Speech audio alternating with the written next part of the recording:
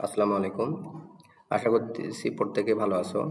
গতকাল ক্লাসটা দেওয়ার কথা থাকলেও আমরা একটা সমস্যার কারণে দিতে পারিনি। তো যাই হোক, কথাটা হচ্ছে এই অধ্যায়ে মাত্র 18টি যদি এমসিকিউ তোমরা ঠিকঠাক মতো করতে পারো, তাহলে ইনশাল্লাহ এই অধ্যায়ে আর কোনো এমসিকিউ এর দিকে তোমাকে তাকাতে হবে না। তো চলো কথা না বলে শুরু করা যাক। প্রথম এমসিকিউ যেটা আমাদের বলতেছে যে 5টি প্রোটনের প্রকৃত ভর কত? 5টি প্রোটনের।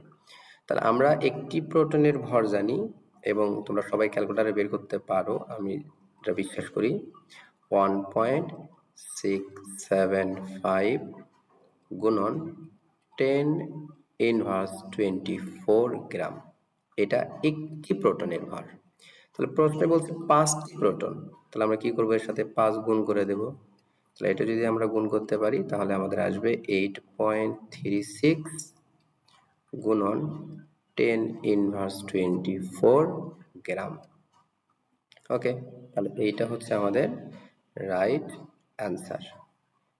ঠিক আছে, তো সাবধান থাকিও, এখানেও 8.36, এখানে 8.36, কিন্তু এখানে 10⁻²৪, এখানে 27। ওকে, তো আমাদের রাইট অ্যান্সার পেয়ে গেছি। তো এখান থেকে প্রশ্ন, এই প্রোটন দিয়ে আসছে এবছর তোমাদের প্রোটনের জায়গায় নিউটন চাইতে পারে, ইলেকট্রন চাইতে পারে, যে 10টি, 50টি, 25টি ইলেকট্রনের ভর কত, এভাবে আসতে পারে। তোমরা প্রোটন, নিউটন, ইলেকট্রন প্রত্যেকের ভরই তোমরা ক্যালকুলেটরে বের করতে পারো। ওখান থেকে শুধু জাস্ট যতটি বলবে গুণন অতটি দিলেই হয়ে যাবে। ওকে, পরের কোশ্চেনে যদি যাই, বলতেছে এত এর ইলেকট্রন সংখ্যা আছে, মানে কতটি ইলেকট্রন আছে। তো আমরা ইলেকট্রন বের করার ফর্মুলা জানি, E equal Z minus, plus আছে তাহলে আমরা এখানে বসাবো প্লাস এম। ওকে, তাহলে জেড এর মান কত? জেড পারমাণবিক সংখ্যা, অ্যালুমিনিয়াম বোঝাইছি, অ্যালুমিনিয়ামের পারমাণবিক সংখ্যা 13, প্লাস মাইনাসে মাইনাস, এম এর মান 3। 13 থেকে 3 বাদ দিলে 10, তাহলে অর্থাৎ এর ইলেকট্রন সংখ্যা 10। এখানে আমরা যেটা বুঝতে পারতেছি সেটা হচ্ছে এখানে মৌলটা আমার চেঞ্জ অবস্থায় থাকবে, যে কোনো মৌল থাকতে পারে, থাকার পর আমাদের এরকম তার ইলেকট্রন সংখ্যা চাইতে পারে, এমনকি তার নিউটন সংখ্যাও চাইতে পারে। আমরা এর পরের কোশ্চেনে আমরা দেখব সেটা। ওকে, তাহলে ইলেকট্রন বার করতে গেলে এই ফর্মুলাটা মনে রাখবো আমরা। বলছে ট্রিটিয়ামের নিউটন সংখ্যা কত। বুঝতে হবে ট্রিটিয়াম কোনটা। আমরা জানি হাইড্রোজেনের আইসোটোপ টোটালে 7টি, hydrogen 1, hydrogen 2, hydrogen 3, hydrogen 4, hydrogen 5, hydrogen 6 এবং হাইড্রোজেন 7। এই 7টি আইসোটোপ। এই 7টির মধ্যে প্রথম 3টিকে প্রকৃতিতে পাওয়া যায়, প্রথম 3টিকে প্রকৃতিতে পাওয়া যায়। তার মধ্যে প্রথমটার নাম প্রোট্রিয়াম,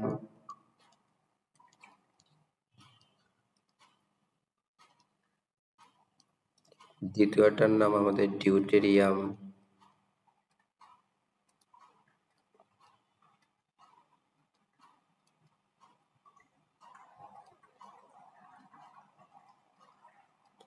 তৃতীয়টার নাম আমাদের ট্রিটিয়াম।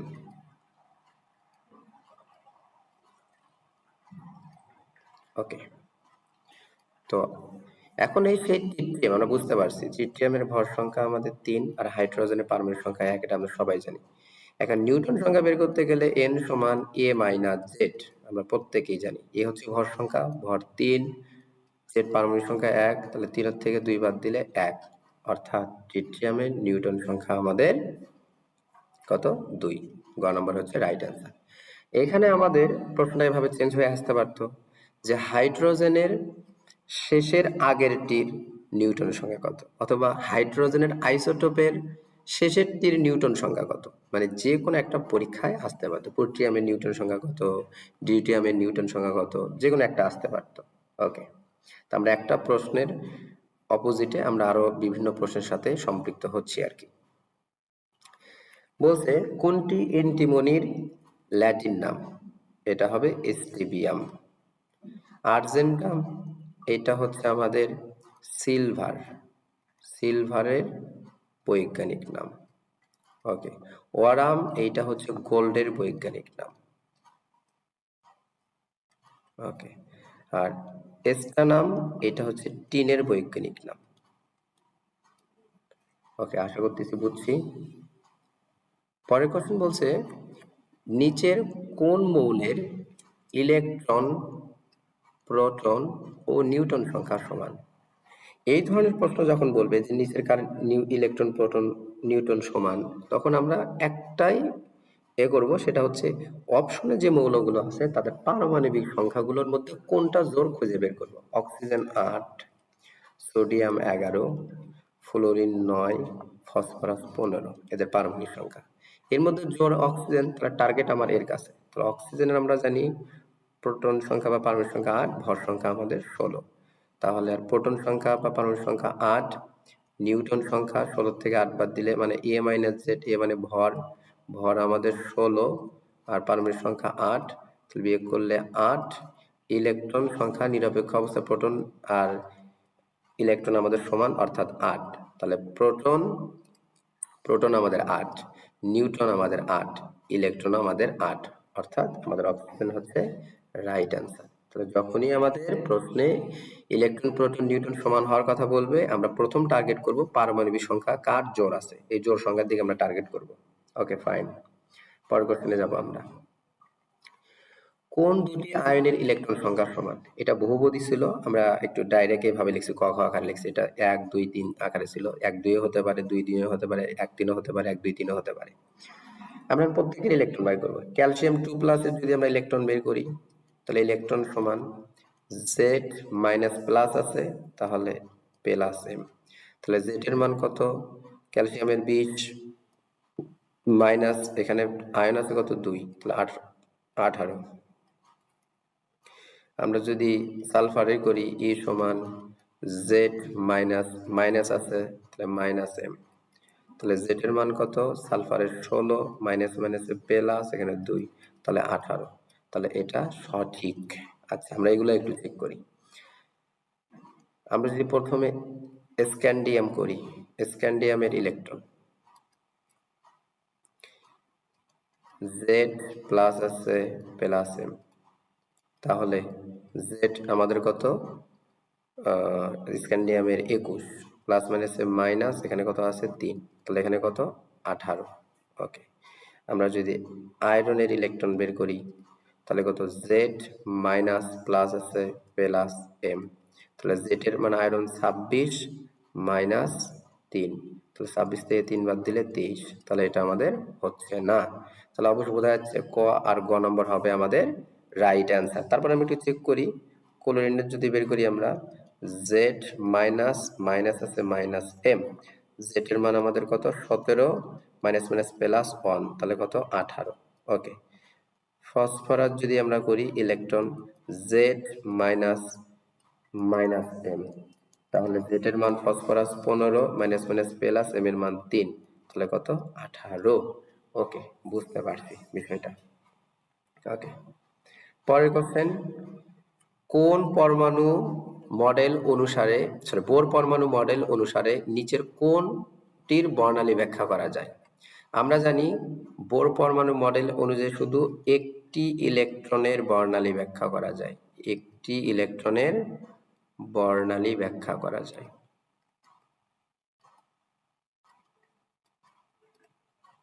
ব্যাখ্যা করা যায়, তাহলে আমরা কি বললাম?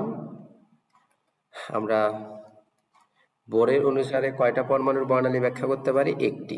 তাহলে আমরা নিরপেক্ষ অবস্থা প্রোটন সংখ্যা ইলেকট্রন সংখ্যা সমান, তাহলে এর হচ্ছিল 2টা, এর 2 এর থেকে 1 দান করছে, তার মানে এর বর্তমান ইলেকট্রন কিন্তু একটা। দেখো আমরা বের করে দেখি, Z মাইনাস প্লাস M, তাহলে Z এর মান আমাদের কত?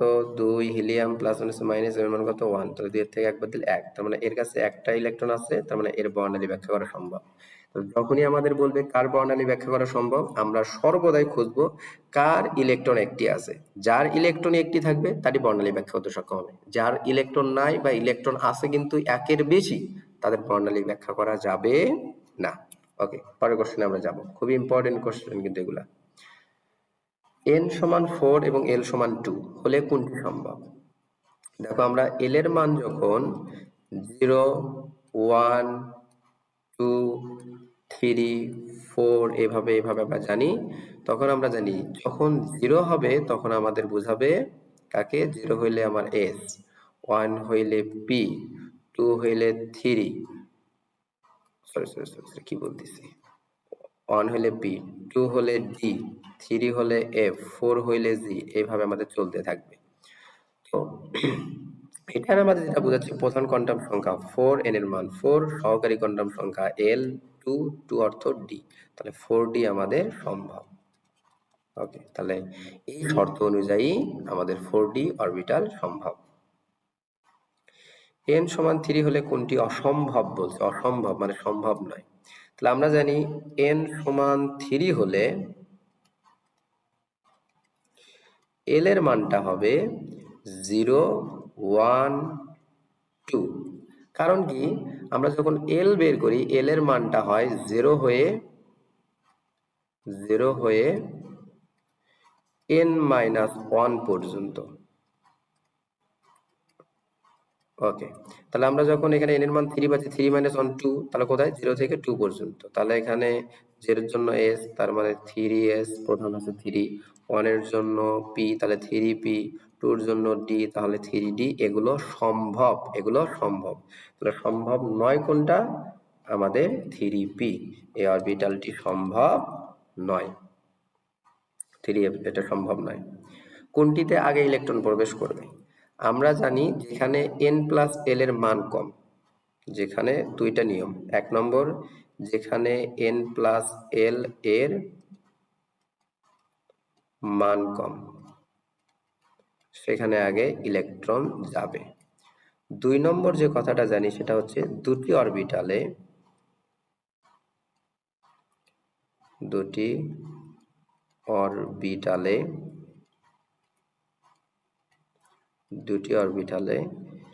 n+l এর মান সমান হলে, n+l এর মান সমান হলে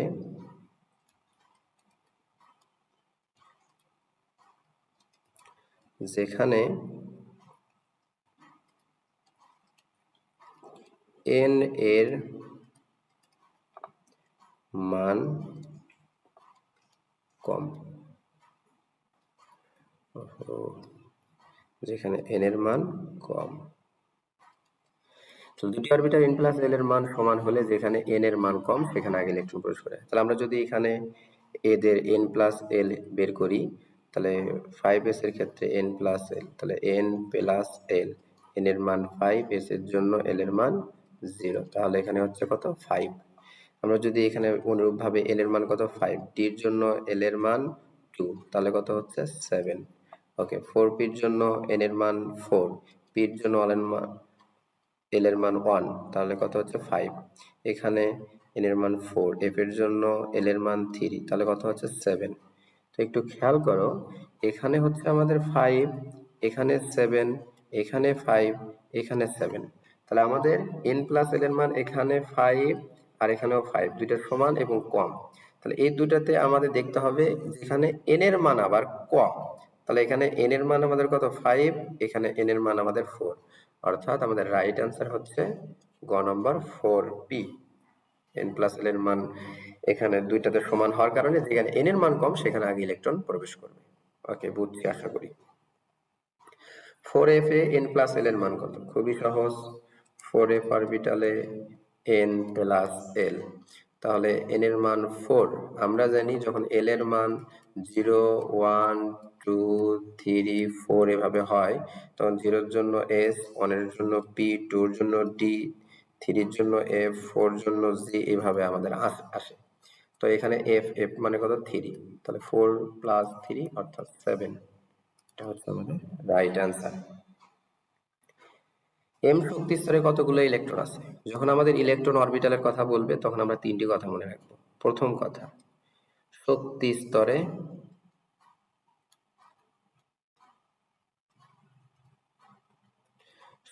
স্তরে ইলেকট্রন সংখ্যা বের করার জন্য সূত্র 2n²। 2 নম্বর,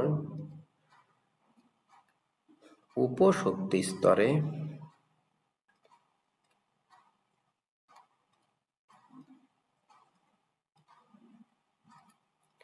ইলেকট্রন সংখ্যা 2 ইন্টু 2l প্লাস 1। ওকে, আর যদি আমাদের অরবিটাল সংখ্যা বের করতে পারে, অরবিটাল সংখ্যা বের করতে হবে, অরবিটাল সংখ্যা, তাহলে হবে আমাদের ইলেকট্রনের অর্ধেক। অরবিটাল সংখ্যা হবে ইলেকট্রনের অর্ধেক। তাহলে এখানে দেখো এম, তাহলে আমরা জানি কে, এল, এম, এন, ও, এভাবে আমাদের চলবে। তাহলে আমাদের এন এর মান হবে 1, 2, 3, 4, 5 এভাবে চলতে থাকবে। তাহলে আমরা বলছি এম অর্থ 3, কি শক্তি স্তর ইলেকট্রন এখানে বসাবো। তাহলে 3 স্কোয়ার, 3 3 9, 9 2 18। তাহলে আমাদের এম শক্তি স্তরে সর্বোচ্চ 18টি ইলেকট্রন থাকতে পারে। ওকে, ক্রোমিয়ামের এম শেলে কতটি ইলেকট্রন থাকতে পারে? ক্রোমিয়ামের এম শেলে কতটি ইলেকট্রন? যখন এই ধরনের কোন একটা মৌলের কোন একটা শেলে ইলেকট্রন যাবে, তখন সর্বপ্রথম ওই মৌলটার আমরা ইলেকট্রন বিন্যাস করব। তাহলে 1s2, 2s2, 2p6, 3s2, 3p6, 4s, 4s এখানে হবে 1, 3d5। আমরা জানি এটা একটা ব্যতিক্রম। তো এখন ক্রোমিয়ামের কি বলছে?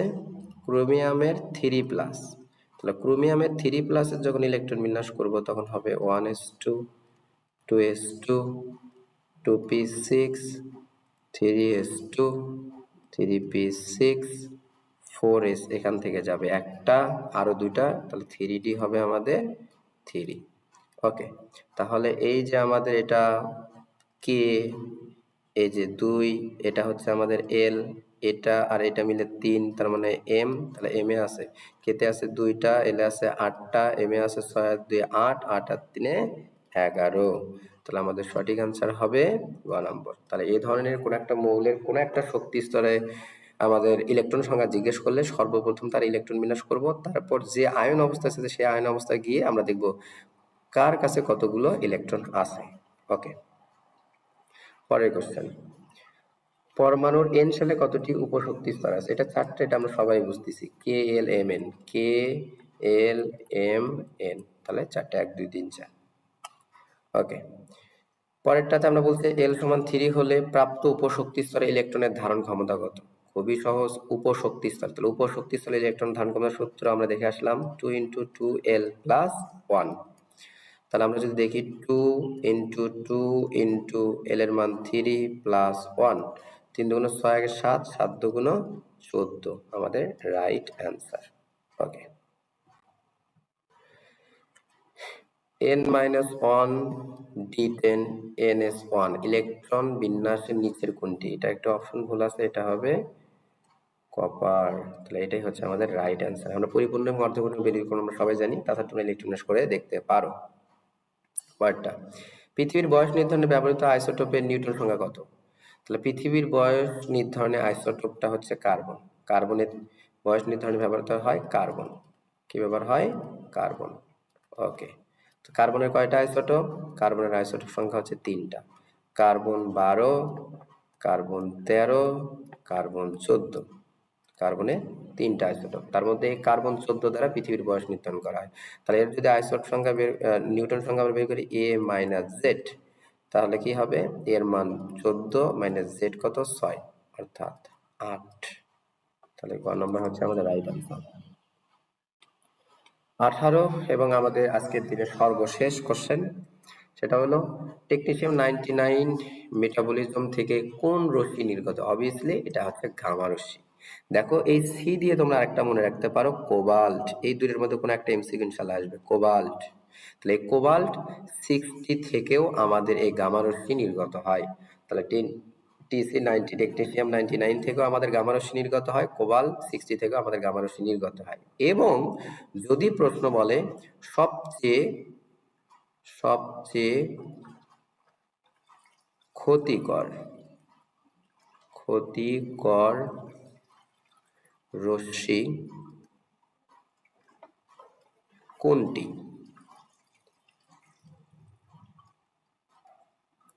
তাহলে সবচেয়ে ক্ষতিকর রশ্মি কোনটি? অবভিয়াসলি এটা হবে গামা রশ্মি। তাহলে আলফা রশ্মির চিহ্ন হচ্ছে এইভাবে আলফা, এটা বিটা, এটা হবে গামা, এক্স রে, এইভাবে। বুঝতে পারছি? ওকে, ঠিক আছে।